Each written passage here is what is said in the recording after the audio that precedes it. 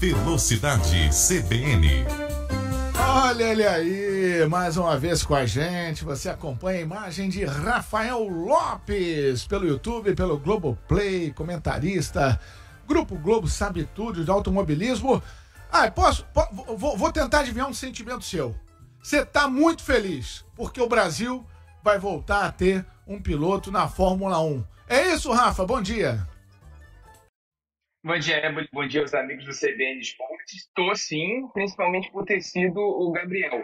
O Gabriel é uma pessoa, os contatos que eu tive com ele foram muito bons, assim, um cara extremamente maduro para a idade que tem 20 anos de idade apenas, né, nesse momento. É um cara maduro, um cara que sabe o que quer e tanto é que conseguiu uma vaga como essa na Fórmula 1. Por mais que seja na Sauber, a pior equipe atualmente na categoria, né, a gente tem que lembrar que em 26 a equipe vira Audi, junta uma das maiores montadoras do mundo, né, do grupo Volkswagen, e vai ter um investimento muito forte na Fórmula 1. É um bom lugar para se estar a médio e longo prazo. Nos primeiros anos, acho que o público vai ter que ter um pouquinho de paciência, porque os resultados dificilmente vão vir, né, ali, principalmente no primeiro ano, no ano que vem. É coisa de comemorar um 10º lugar, marcar um pontinho, mais ou menos o que nós está vivendo com o Franco Colapinto nesses dias. É legal, é importante, né, Rafa, a gente contextualizar daqui para frente o máximo possível para não gerar aquela expectativa exagerada, né? Porque vai mexer muito com a memória vitoriosa afetiva do brasileiro, né? Quando o assunto é Fórmula 1. O brasileiro ficou mal acostumado, né? Porque a gente engatou aí uma série Emerson Fittipaldi, Nelson Piquet, Ayrton Senna. Eu acho que pegamos sim um momento bem sucedido do Barrichello, um momento bem sucedido do Massa, Felipe Massa. Os títulos não aconteceram, mas foram dois protagonistas na Fórmula 1. Inegavelmente, o Barrichello e o Massa foram dois protagonistas na Fórmula 1. O Bortoleto está longe de um protagonismo, né? A gente está falando de um início, de uma abertura de porta para um piloto que pede paciência, e o próprio piloto vai ter que ter paciência também, né? Eu acho que sim, Éboli, mas a gente tem que lembrar que o Bortoleto ele tem ainda 2 desafios nesse ano, né, na Fórmula 2. Ele é o líder do campeonato, dia 1º de novembro no Catar e dia 8 de dezembro em Abu Dhabi. São as 2 últimas etapas do campeonato. Ele tem 4,5 pontos de vantagem sobre o Isack Hadjar, que é o segundo colocado. Isso é importante para ele, claro, porque conta no currículo. Ele é um dos poucos pilotos que pode se tornar campeão da Fórmula 3 e da Fórmula 2 no primeiro ano em que ele disputou. Então, certamente, com esse currículo, com tudo que ele ganhou nos últimos anos, principalmente nos últimos 2 anos, ele vai ter que ter, sim, muita paciência para aprender, né? Primeiro, a Fórmula 1 é um esporte completamente diferente dentro do automobilismo. A Fórmula 2 é um carro bem menos potente do que o carro da Fórmula 1, tem bem menos tecnologia que um carro da Fórmula 1. Então, sobretudo, ele vai ter que aprender. Tanto é que... mas ele é um piloto com um extremo talento, né, um extremo potencial. Tanto é que a McLaren, né, que é a atual equipe dele, ele está ligado à McLaren até o fim da temporada da Fórmula 2. Ele é piloto júnior da McLaren. Dificultou muito a saída dele, acabou concordando, mas tentou ao máximo manter o Gabriel para os próximos anos. A gente tem ali na McLaren o Lando Norris e o Oscar Piastri, que é outro dos campeões, né, que ganhou no primeiro ano a Fórmula 3 e a Fórmula 2. É uma dupla muito forte, mas que ali pode ter um atrito, né, briga por título, os dois ali estão brigando por vitórias, brigando pela hegemonia interna dentro da equipe. Então poderia pintar uma vaga para o Gabriel, e a McLaren queria manter o Gabriel justamente para que, em caso de alguma confusão ali, de alguma necessidade, ele pudesse entrar na equipe. E o Gabriel fez o certo, né, pensando na carreira dele. A Fórmula 1 é um cavalo selado que não passa mais de uma vez. Você tem que pegar e montar logo de cara, porque senão a chance pode não voltar. Só ver o caso do Felipe Drugovich, que é um grande piloto também, foi campeão da Fórmula 2 no terceiro ano dele, é verdade, mas foi campeão da Fórmula 2, está na Aston Martin como piloto reserva, mas tem uma dificuldade muito grande de conseguir uma vaga de titular lá dentro. O Gabriel aproveitou a chance que vai se juntar a uma marca importante como a Audi, mas certamente ele vai ter que ter paciência para andar, né, ali do meio para o fim do pelotão, né? E a torcida vai ter que ter muita paciência para ver o Gabriel andando nesse lugar aí que não é dos lugares mais fáceis, comemorar um ponto, comemorar algum feito que ele consiga, avançar o Q2 ali numa classificação já é alguma coisa se a gente tomar por base o carro desse ano da Sauber. Acho que todo mundo vai ter que ter paciência. E eu tenho uma curiosidade, Éboli, que é ver como vai ser a reação desse público novo que passou a assistir a Fórmula 1 nos últimos anos. Né? A gente teve com a Netflix, o Drive to Survive, o documentário que fez muito sucesso e renovou muito o público da categoria. A gente tem um público diferente, um público mais jovem. Eu lembro que a minha geração tinha muito pouca paciência com o piloto brasileiro andando sem estar brigando por pódio ou brigando por vitória. Sim. E eu quero muito ver a reação desses jovens agora, como é que eles vão encarar um Gabriel Bortoleto, um brasileiro, finalmente na Fórmula 1, né, mas não brigando por posições ali na frente, brigando do meio para o fim do pelotão. É uma curiosidade que eu tenho. Essa questão do cavalo selado, né? Ela é interessante, né, Rafa? Porque eu lembro aqui, a gente conversou, o Bortoleto participou ao vivo aqui do programa, quando ele foi incluído no projeto da McLaren. E eu apenas assino embaixo do que você falou a respeito do perfil do Gabriel, né? Naquela ocasião, muito maduro, um papo ótimo, o moleque é uma cabeça ótima. Foi uma entrevista muito, muito, muito bacana aqui no CBN Esportes. E ele ali estava fazendo uma projeção, uma expectativa muito positiva, né, de estar inserido no projeto de uma grande marca, né, de uma grande construtora. E aí vem o que você chama do cavalo selado, que é a Sauber. Né? É aquele cavalo selado, mas que né, vai ficar lá atrás. Essa decisão não é fácil, né? Porque ele está num projeto mais forte, ele estava num projeto mais forte que o projeto da Sauber. No entanto, a oportunidade principal ele teve na Sauber. Ele não tinha ainda a certeza como seria a trajetória dele no projeto da McLaren, quando uma porta de fato maior iria se abrir para ele dentro do projeto da McLaren. É uma decisão difícil, né? Você acha que ele tomou a decisão acertada, então? Eu acho que sim, eu acho que não dá, como a gente estava falando aqui, não dá para deixar passar a chance de você Não ir para dá. a Fórmula 1. É fato. Não dá. A gente viu outros pilotos escolhendo vaga e aí não conseguia, depois passou a oportunidade e você não consegue mais voltar para a categoria. Eu acho que se fosse uma equipe que não tivesse um apoio, como ela vai ter da Audi daqui a um ano, né? Ela já está tendo, na realidade, né? Os investimentos já estão sendo feitos, né? Principalmente na fábrica da Suíça, em Hinwil, né? Que é onde fica a sede da Sauber hoje. Vai se tornar Audi 100% em 2026, mas os investimentos já estão sendo feitos. Eu acho que acabou sendo uma boa escolha, né? A Audi é uma marca com tradição no automobilismo, né? Várias vitórias em Le Mans, várias vitórias no Rally Dakar, em outras competições importantes no mundo, mas eu acho que ele não tinha o que fazer. Acho que ele tem a oportunidade, tanto é que ele negociou muito com a McLaren, e nada impede que ele, num futuro em médio prazo, volte para uma McLaren. A McLaren já conhece o trabalho dele, sabe como ele funciona, sabe. O pessoal da equipe é muito impressionado com o trabalho do Gabriel lá internamente, né, com a evolução dele dentro da temporada da Fórmula 2. A McLaren tem um cara, né, um chefe dos testes, né, para jovens pilotos, a academia de jovens pilotos da McLaren, fica muito ligado ao Gabriel nos fins de semana de corrida da Fórmula 2. O André Stella, que é o chefe de equipe da McLaren, é outro que fica conversando muito com o Gabriel. Gabriel, todas as vezes que eu conversei com ele, né, sobre, assim, fazendo entrevistas, né, ele me fala do André Stella, que é um cara preocupado. O André Stella é um cara que foi da parte técnica da Ferrari, né, foi engenheiro do Fernando Alonso durante muitos anos, e veio para a McLaren para ser o chefe da equipe com a saída do André Seidel, um piloto, um alemão, né? Então ele assumiu a McLaren e é um piloto, um dirigente muito preocupado com o desenvolvimento dos jovens pilotos, com o futuro da equipe, no caso. E aí o Legal que Stella ele passava tá no muito radar feedback. de todo mundo, né? Legal que ele tá no radar de muita gente, né? O que é surpreendente, porque a gente conhece a Fórmula 1, a gente sabe como funciona a Fórmula 1. E normalmente, em fim de semana de corrida, o chefe de equipe está preocupado com o trabalho da equipe da Fórmula 1. Ele não está preocupado com o piloto que está na Fórmula 2, o piloto que está na Fórmula 3, por mais que eles corram no mesmo fim de semana e nas mesmas pistas, né? Mas com o Gabriel ele sempre esteve muito atento. Tem a questão dele ser agenciado pelo Fernando Alonso, pela A14, né, que é a empresa de Sim, management sim. do Fernando Alonso.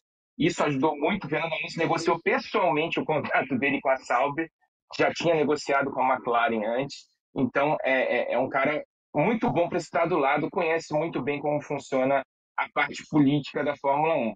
Então, o Gabriel está muito bem posicionado. Eu acho que ele não podia deixar essa oportunidade passar. Ele vai ter um companheiro de equipe com o qual ele vai poder aprender muito, que é o Nico Hülkenberg, um piloto experientíssimo. Por mais que não tenha pódio na Fórmula 1 e seja meio que a brincadeira que o torcedor faz com ele, né, de ser um piloto que ainda não tem pódio, é um piloto que já passou por várias equipes, por equipes independentes, pode ajudar muito na evolução do Gabriel na Fórmula 1, mas eu vejo o Gabriel muito bem. Tive com ele semana passada no GP do Brasil, fiz algumas entrevistas com ele, eu estava fazendo o palco da Fanzone lá, da novidade do GP em Interlagos, GP de São Paulo, não GP do Brasil, né? É eternamente GP do Brasil para mim, eu sempre me enrolo na hora de falar GP de São Paulo. Mas eu tive com ele lá e, e a gente sabia que estava rolando negociação e que o contrato estava muito próximo de ser assinado. Mas qualquer coisinha que fosse falada, e assim, eu sei porque eu já vi isso acontecer, né? Qualquer coisa que pudesse ser falada fora de hora poderia atrapalhar uma possível assinatura de contrato. Então, tomei muito cuidado para não atrapalhar a vida dele. Por mais que eu sou jornalista, eu quero saber o que está acontecendo, eu sabia o que estava acontecendo no bastidor, mas a última coisa que eu queria nesse momento, e aí você pode, o pessoal pode julgar, era atrapalhar essa ida do Gabriel para a Fórmula 1, que eu sabia que estava muito próxima, e as com a Audi aconteceram na Europa, principalmente. Né? O chefe, o Mattia Binotto, que é o novo chefe da Sauber, vai começar a trabalhar no ano que vem. Ele estava na Europa, terminando esses últimos detalhes do contrato. O Gabriel voou de Interlagos diretamente para Suíça para fechar o contrato, assinar o contrato, certo? Eles anunciaram na última quarta-feira. Mas é um piloto que eu acho que ele não tinha o que fazer, ele tinha que assinar esse contrato, chegar na Fórmula 1, mostrar serviço, mais ou menos o que aconteceu com o Franco Colapinto agora, né, o argentino. Ele chegou na Fórmula 1, ninguém esperava muita coisa dele, e ele pegou um carro da Williams que está longe de ser uma equipe de primeiro pelotão lá na categoria e está mostrando serviço, já pontuou, já bateu também, mas impressionou muito mais pelo talento e pelo desempenho do que pelos acidentes. Eu acho que o Gabriel vai ter uma boa base ali para começar na categoria sem tanta pressão assim. E fique tranquilo também, porque daqui para frente, certamente, né, o Bortoleto vai passar também por um processo de media training e vai aprender a sair de perguntas Não, mas eu vou te falar, É. mas eu vou te falar que ele está muito bem nisso já. E isso foi eu falei com ele a primeira vez, Eu também gravando achei entrevista ele no muito ano bem passado. preparado.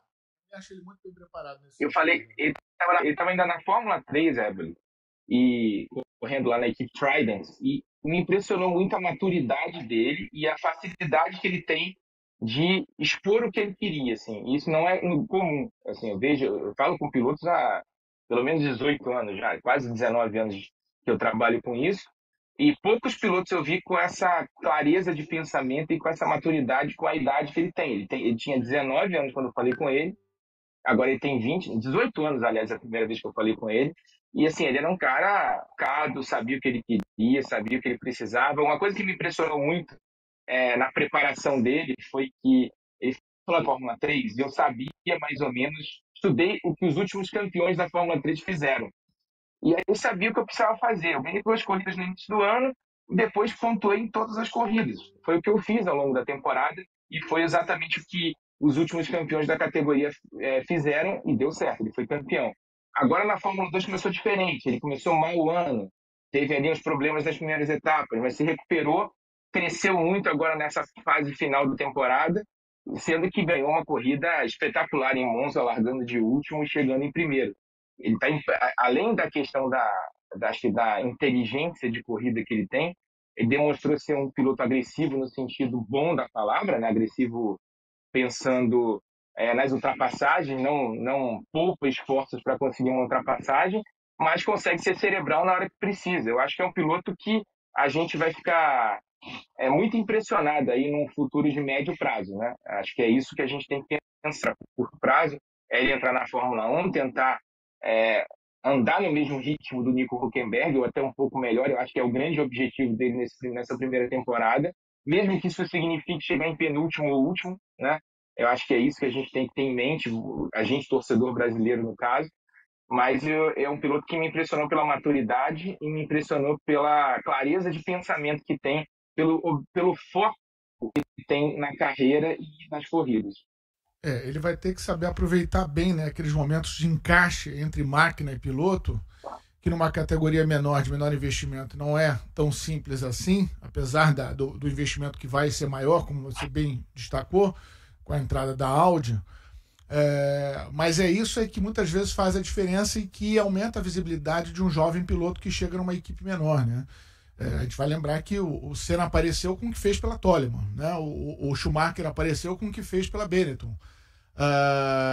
Então, e não eram equipes as protagonistas, né? Naquelas ocasiões.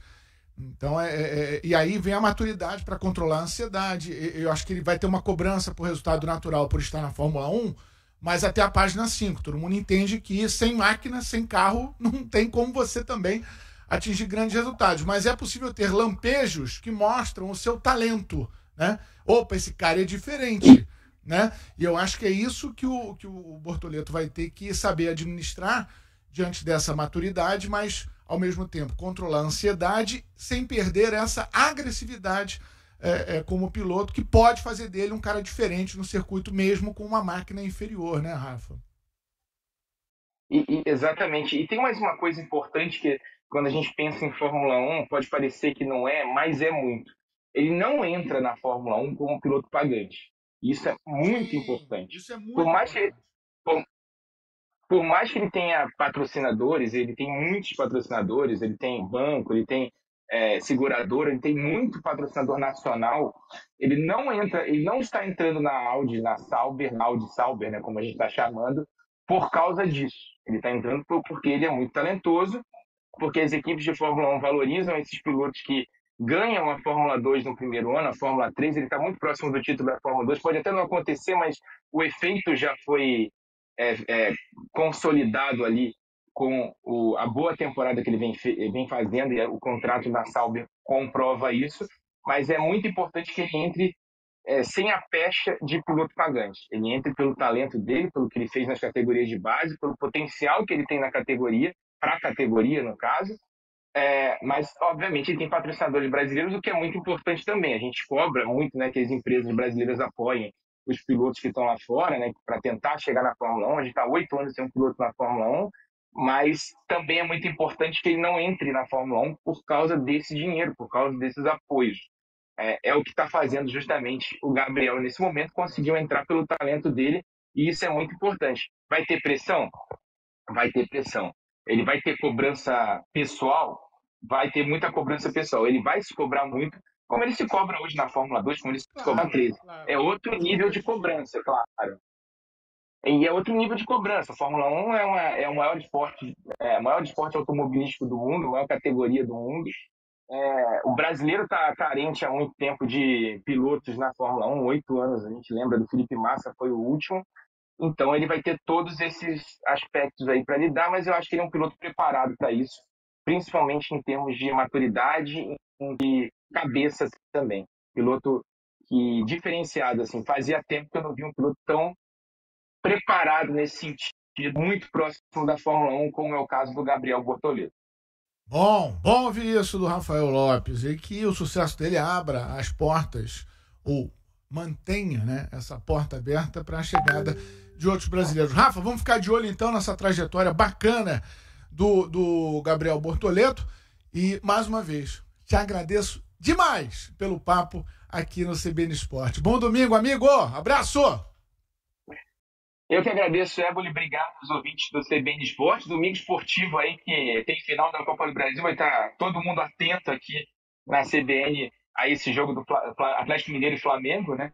E, claro, no alto daqui a 2 semanas volta com o Grande Prêmio de Vegas, né? O Gabriel sempre ali nos bastidores ainda nessa temporada pela McLaren e vão torcer por ele nessas últimas corridas da Fórmula 2 para que ele leve o título e comece com o pé direito na Fórmula 1 também. Obrigado, Éboli, de novo. Um abraço para os ouvintes do CBN Esportes. Aí, esse foi o Velocidade CBN com Rafael Lopes. Vem aí a reta final, né, da Fórmula 1.